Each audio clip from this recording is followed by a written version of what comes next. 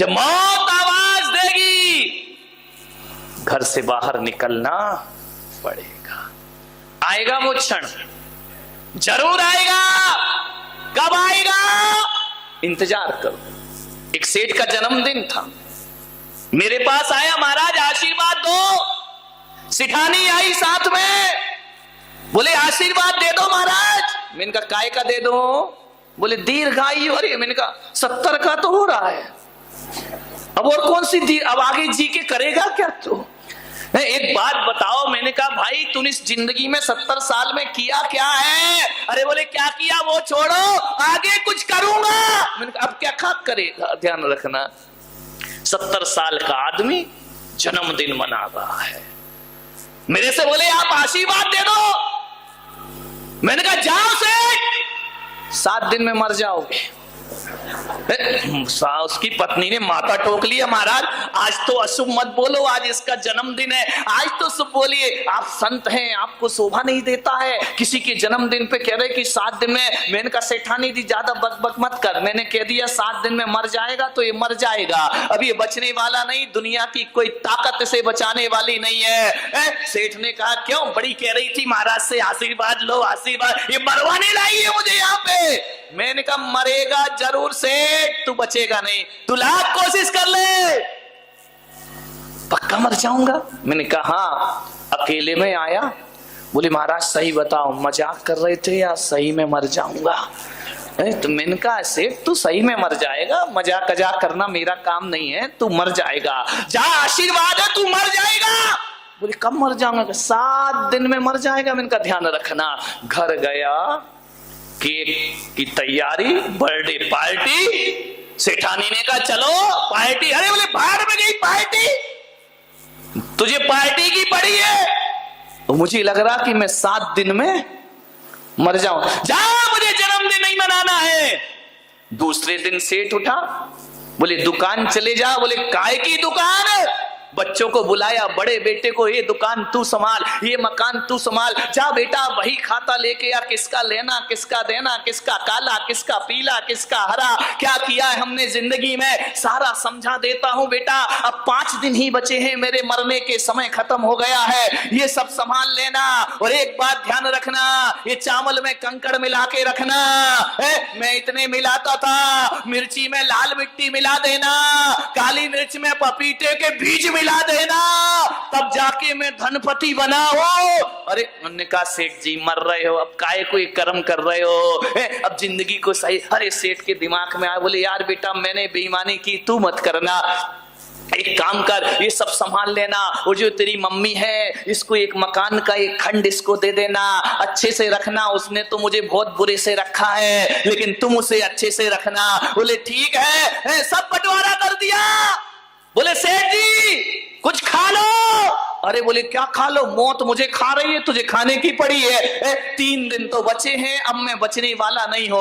खाने में मन नहीं लग रहा, पीने में मन नहीं लग रहा, दुकान जाने में मन नहीं लग रहा, राम राम कर रहा है, महावीर महावीर कर रहा, नमो अरिहंताड़म नमो सिद्धाड़म। 2 दिन बचे हैं। सेठ ने कहा आंख फाड़ फाड़ कर दुनिया देखी, ये सब मैंने अपने लिए बसा रखा बना रखा, ये सब छूटने वाला है, ये सब चला जाएगा, 1 दिन बचा।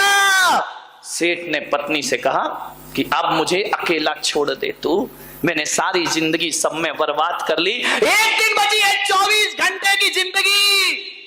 एक काम कर, मुझे भगवान का नाम जपने दे, प्रभु का नाम जपने दे। सारी रात नमो अरिहंताड़म नमो सिद्धाड़म नमो अरिहंताड़म।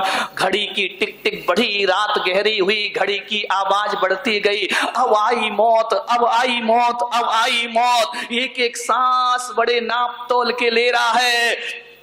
सब दरवाजे बंद कर दिए, खिड़कियां बंद कर दी, पर्दे गिरा दिए, मौत अंदर ना आ जाए। इंतजार इंतजार इंतजार। एक बात ध्यान रखना, इंतजार जीवन में बहुत बुरा हुआ करता है। उस रात सारी रात नहीं सोया, अब मरना है, अब मरना है। बांस मंगा के रख लिए, कफन मंगा के रख लिया, फूल मंगा के रख लिए, रस्सी मंगा के रख ली, लकड़ियां इकट्ठी हो गई। बोले बस अब आधे 1 घंटे बाद तो मुझे दुनिया से जाना। सुबह हो गई, 5 बज गए, 6 बज गए। सेठ ने कहा यार मैं तो मरा ही नहीं, मेरे तो प्राण ही नहीं निकले, ये क्या गड़बड़ हो गया, ये महाराज ने क्या नौटंकी कर दी, मेरा पूरा जन्मदिन बिगाड़ के रख दिया, सत्यानाश कर दिया। 12 बज गए। सेठ ने कहा यार आज तो 7 दिन भी हो गए, अभी तक मैं मरे नहीं, महाराज ने 7 दिन कहा था, आज तो 8वां दिन है। दौड़ा आया मेरे पास, मैंने कहा और सेठ जी क्या हाल है, मैंने कहा जिंदा हो या मर गए हो। बोले महाराज आप भी झूठ बोलते हो। मैंने कहा क्या हुआ। बोले आपने कहा था कि तू 7 दिन में मर जाएगा, मैं तो मरा ही नहीं, मैं तो जिंदा हूं, कोई भूत बन के नहीं आया हो। सेठानी ने कहा महाराज देखो पूरा 1 सप्ताह इसका बर्बाद कर दिया है, इतना अच्छा जी रहा था मेरा पति, आपने कह दिया मर जाएगा है। तो मैंने कहा सेठ जी बता तू मरा नहीं। बोले नहीं। मैंने कहा जा अब 7 दिन में तू मर जाएगा। अरे बोले अब तुम्हारी बातों में आने वाला नहीं हूँ, 7 दिन में मर जाएगा है? ऐसे बोल रहे हो जैसे तुम यमराज के एजेंट हो है? मैंने कहा एजेंट तो नहीं हूं, लेकिन मैं कह रहा हूं तू 7 दिन में मर जाएगा। मैंने कहा सेठ इधर आ, एक बात बता तूने 7 दिन का जीवन कैसा जिया। बोले महाराज जिंदगी भर तो हाय बटोरो सब मेरा करते रहा, और जब से आपने बताया कि 7 दिन में मैं मर जाऊंगा, मेरे मन में समझ में आ गया ना धन मेरा, ना रूप मेरा, ना तन मेरा, संसार में अकेला आया हूं और संसार से अकेला जाऊंगा। कैसा लगा। बोले महाराज हकीकत में कहूं तो ऐसा लगा कि जिंदगी तो 7 दिन ही मैंने ढंग से जी है, उससे पहले तो जिंदगी मैंने ढंग से ना व्यापार की चिंता, ना नौकरी की चिंता, भगवान नाम जपते रहा, पल पल मौत का इंतजार करते रहा। मैंने कहा बोल कैसा लगा। बोले जिंदगी बहुत अच्छी बीती। मैंने कहा जा सेठ 7 दिन में मर जाएगा। बोले फिर वही बात 7 दिन में मर जाएगा। सेठानी बोली महाराज कुछ अच्छा बोलो। मैंने कहा जा तू भी 7 दिन में। बोले मैं भी मर जाऊंगी। मैं तो कह रहा हूं पूरा बारामती 7 दिन में मर जाएगा, समझ जाओ 7 दिन में मर जाओगे। बोली 7 दिन ही क्यों बोलते, तुम 2 दिन में मार डालो। मैंने कहा नहीं अभी ज्ञान गंगा कल और है, 7 दिन तो लेना पड़ेगा, कल आखिरी है, अभी निपट गए तो कल क्या होगा यहाँ पे। 7 दिन में पूरा बारामती मर जाएगा। आदमी आया बोले महाराज ये क्या है 7 दिन है। मैंने कहा एक बात बता 7 दिन में ही आदमी मरेगा। कैलेंडर उठा के देखना, सप्ताह में दिन कितने होते हैं, रविवार, सोमवार, मंगलवार, बुधवार, गुरुवार, शुक्रवार, शनिवार। 8वां दिन क्या तेरा बाप बना के लाएगा। जब भी मरेगा आदमी इन्हीं 7 दिनों में 8वां दिन बिठला। ऐसा कोई पंचांग ही नहीं है कि 8वां दिन बना के ले आओ। अब आप लोग कब मरोगे। मंगलवार, रविवार, सोमवार। कौन बोला महाराज रविवार कोई मारना मार्केट बंद रहता है, अर्थी में ज्यादा लोग आएंगे। ध्यान रखिए 8वां दिन तो दुनिया में होता ही नहीं मेरे भाई। जब भी मरोगे इन्हीं 7 दिन में। 7 दिन की जिंदगी मन के मनुष्य की, ध्यान रखना।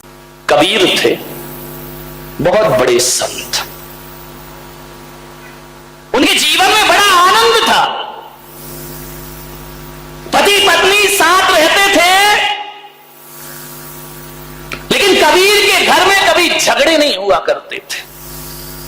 पड़ोस वाले हैरान हो गए, ऐसा तो कोई घर नहीं होगा जहां पति पत्नी झगड़ा नहीं करें। लड़ाई तो होती होगी बिना सिर पैर की, लेकिन लड़ाई तो होगी ना। पति पत्नी का झगड़ा कोई सीरियस झगड़ा थोड़ी होता है। एक बार क्या हुआ, पति पत्नी में झगड़ा हो गया, दोनों तलाक लेने पहुंच गए मजिस्ट्रेट के पास। मजिस्ट्रेट ने कहा भाई पति पत्नी एक बार और सोच लो, ये झगड़ा मत करो, एक हो जाओ दोनों। बोले नहीं अब तो तलाक होगी, चाहे कुछ भी हो जाए, अब हम साथ नहीं रहेंगे। अरे तो मजिस्ट्रेट ने कहा थोड़ा और सोच लो, तलाक मत लो। बोले नहीं तलाक दीजिए, मैं इस आदमी के साथ एक पल भी नहीं रह सकती हो।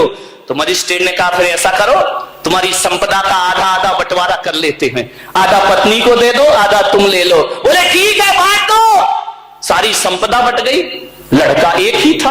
बोले इसको कैसे बांटे, आधा आधा कैसे करे कि आधा लड़का तू ले ले, आधा लड़का तू ले ले। पति ने पत्नी को देखा, पत्नी ने पति को देखा। बोले यार ये तो बड़ी समस्या खड़ी हो गई कि लड़का एक है, बंटवारा बराबर से नहीं होगा। पत्नी ने पति का हाथ पकड़ा, बोले चल घर। बोले क्यों। बोले अगले साल आएंगे। ऐसा तो पति पत्नी का झगड़ा। अब 1 साल और निभाएंगे, एक और हो जाने तो बराबर का बंटवारा होना चाहिए। तो पति पत्नी के झगड़ों में ज्यादा सीरियस मत होना, ये तो लड़ते भी हैं और मिलते भी हैं, चलते रहता है इनका। विचार करिए आप, ऐसा कोई घर नहीं है जिस घर में पति पत्नी में झगड़े ना हो। सब जगह झगड़े होते हैं। कबीर के घर में ऐसा नहीं था। बरसों से कबीर अपनी पत्नी के साथ रहता था, लेकिन कबीर ने कभी झगड़ा नहीं किया, पत्नी ने कभी झगड़ा नहीं किया। एक जिज्ञासु ने पूछा कि ऐसा कोई है इस धरती पर जिसके घर में झगड़े ना हो? तो कहा कबीर का घर ऐसा है जहां पति पत्नी कभी नहीं लड़ा करते हैं। जिज्ञासु ने कहा मैं चल के देखता हूं। जैसे ही पहुंचे कबीर के झोपड़े में, कबीर रुई धुनक रहे थे। कबीर से जुलाहा रुई धुनक रहे हैं। जाके जिज्ञासु ने पूछा कि कबीर जी, हमने सुना है कि आप पति पत्नी में कभी झगड़े नहीं होते। कबीर ने कहा यार लड़ने की क्या बात है, मुझ में राम तुझ में राम सब में राम समाया है, कर लो सभी से प्यार यहां पे कोई नहीं पराया है, सब में तो राम है, लड़ना क्यों? बोली नहीं कबीर, कारण बताओ कि तुम दोनों में झगड़े क्यों नहीं होते? अरे झगड़े तो भाई भाई में हो जाते हैं, भाई बहन में हो जाते हैं, मां बेटे में झगड़े हो जाते हैं, आप दोनों में झगड़े नहीं होते? बोले नहीं हम लोग कभी नहीं लड़ते हैं। कबीर से पूछा वो मंत्र बताओ कि हम भी अपने घर में ना झगड़े। कबीर ने कहा कि बैठो, आए हो, स्वागत है, बैठो मेरी कुटिया में। कबीर ने अपनी पत्नी को आदेश किया कि अरे भाग्यवान, सुनती है? दोपहर के 12 बज रहे थे। कबीर ने कहा लालटेन जला के लाओ। पत्नी आई, लालटेन जलाई और रख दी। जिज्ञासु ने कहा पागल है क्या ये, इसीलिए झगड़े नहीं होते? लगता है कबीर तो पागल है ही, ये पत्नी महापागल है। दोपहर को 12 बजे आंगन में, खुले आंगन में इतनी धूप में लालटेन मंगा रहा है और पत्नी ने लालटेन लाके रख दी। उसने पूछा भी नहीं कि लालटेन का क्या करोगे, लाई और लालटेन रख के पत्नी चुपचाप चली गई। कबीर ने कहा उत्तर मिल गया। अरे उत्तर, पागल लग रहे हो दोनों, पागल। कबीर ने कहा पागल ही समझो। कबीर ने कहा ठहर, अभी उत्तर नहीं मिला तुझे। पत्नी को कहा कि अरे भाग्यवान, 2 गिलास दूध लेकर आ। पत्नी गई, दूध के 2 गिलास लाई, एक कबीर के सामने रखा, एक जिज्ञासु के सामने रखा। कबीर ने दूध का गिलास उठाया, गटागट दूध पी गए और आनंद के साथ पी गए। जिज्ञासु को कहा कि तुम भी पियो। जिज्ञासु ने जैसे ही मुंह में लिया, दूध थूक दिया उसने। बोले ये दूध है क्या? ये पागलों का घर है, पागलों का। कबीर ने कहा उत्तर मिल गया। बोले ये क्या उत्तर है, ये तेरी पत्नी पागल है क्या? बोले क्या? बोले दूध में नमक डाल के लाई है, शक्कर डालना चाहिए, चीनी डालना चाहिए, नमक डाल के लाई है। कबीर ने कहा उत्तर मिल गया। अरे बोले ये कोई उत्तर है क्या? कबीर ने कहा तो सुन, जाते जाते उत्तर सुन के जा। हम दोनों पति पत्नी के बीच में प्रेम है, ध्यान रखना। हम दोनों पति पत्नी के बीच में समर्पण है, हमारे बीच में तर्क नहीं है। जब मैंने 12 बजे दिन में उससे लालटेन लाने को कहा तो पत्नी ने कोई प्रश्न नहीं किया, चुपचाप लालटेन रख के चली गई। जब पत्नी लालटेन लाने पे प्रश्न नहीं करती है तो धोखे से शक्कर की जगह नमक डल गया तो मैं भी उससे कोई प्रश्न नहीं किया करता हूं। और इतना ही ध्यान रख, यदि जीवन में आनंद को जीना है तो मैं भी बारामती वाले आपसे कह रहा हूं, एक कोटेशन में आपको दे रहा हूं। जहां दिन में 4 बार आपकी नजर पड़ती हो, दुकान में, ऑफिस में, घर में, मकान में, एक लाइन लिख के रखना। जहां दिन में 1000 बार देखते हो, वहां लिख के रखना, जहां समर्पण है वहां स्वर्ग है, और जहां तर्क है वहां नरक है। ध्यान रखिए, जहां समर्पण है वहां स्वर्ग है, और जहां तर्क है वहां समर्पण से बड़ा सुख जीवन में कुछ नहीं हुआ करता है। जीवन में आनंद को बटोरना है, समर्पण होना चाहिए। एक गांव के गमारिया बाबा था। रात को 12 बजे अपनी झोपड़ी में बैठा था और अचानक चोर आ गए उसके घर में। अब जैसे ही चोर आए तो गमारिया बाबा ने कहा, कौन हो रे तुम? बोले, हम चोर हैं। तो चोरों ने पूछा, बाबा तुम कौन हो? बोले, हम भी चोर हैं। अरे बोले, चोर चोर मौसे रे भाई। बोले, तू भी चोर और हम भी चोर। बोले, उन चारों चोरों ने कहा कि बाबा अब तो अपनी खूब जमेगी। अरे बोले, बहुत जमेगी, तू भी चोर और मैं भी चोर। तो बोले, क्या करें? बोले, बाबा थोड़ी सी सहायता करो। बोले, क्या सहायता करें? बोले, मेरे साथ वृंदावन में चोरी करने के लिए चलिए। बाबा गमारिया बाबा ने कहा, चलो यार आज चोरी करते, मजा आ गया जिंदगी का। चारों चोरों को लेकर गमारिया बाबा वृंदावन पहुंचा। एक गोपी के घर में घुस गए। जैसे ही घुसे, सामान इकट्ठा किया, बांधा, पूरे आभूषण कपड़े बांध बूंद के तैयार। जैसे ही तीली जलाई, माचिस जलाई, एक ढोलक रखी हुई थी। गमारिया बाबा ने ढोलक उठाई और ढोलक बजाना शुरू कर दी जोर जोर से। अरे चोरों ने कहा, तेरा सत्यानाश हो, मरवाएगा कि तू ढोलक काय को बजा दिया है? चोरी कर रहा है, जरा सीरियस रहे, गंभीर है। अरे वो तो अपना बजा रहा है, मैया मोरी मैं नहीं माखन।